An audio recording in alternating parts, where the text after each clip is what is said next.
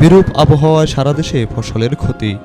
হঠাৎ বৃষ্টি বলয়ে অতিবর্ষণ, ঢোল, বন্যা, পানিবদ্ধতায় ফসলহানি, সর্বত্র চরম জনদুর্ভোগ।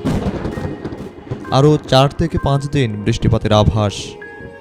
মেঘালয়, আসামের অতি ভারী বৃষ্টিতে নামছে উজানের ঢলবান।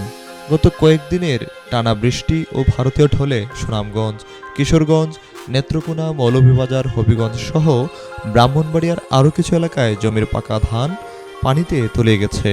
এখনও বাড়ছে পানি।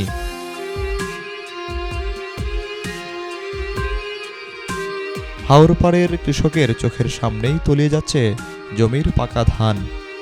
পানির চাপ বাড়ায় বিভিন্ন জেলার বাঁধ ভেঙেও ফসলহানির ঘটনা ঘটেছে।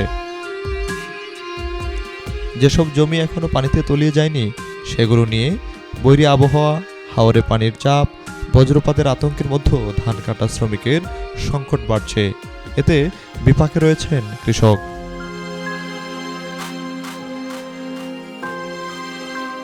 এদিকে বন্যা পূর্বাভাস ও সতর্কীকরণ কেন্দ্র নেত্রকোনা, হবিগঞ্জ, সুনামগঞ্জ, সিলেট ও মৌলভীবাজারে বন্যা হতে পারে বলে জানিয়েছে বন্যা পূর্বাভাস ও সতর্কীকরণ কেন্দ্র।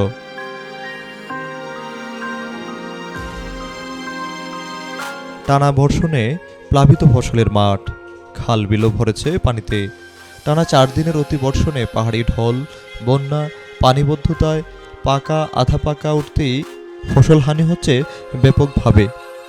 পানিতে তলিয়ে যাচ্ছে ফল, ফসল, শাকসবজি, ক্ষেত, এমনকি বসতঘর।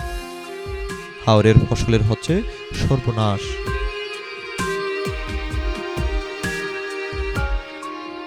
অকাল বন্যা কবলিত হয়েছে দেশের উত্তর পূর্বাঞ্চলের 5টি জেলা।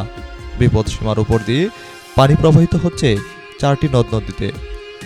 আরও বিভিন্ন নদ নদী ও খালের পানি ক্রমশই বাড়ছে।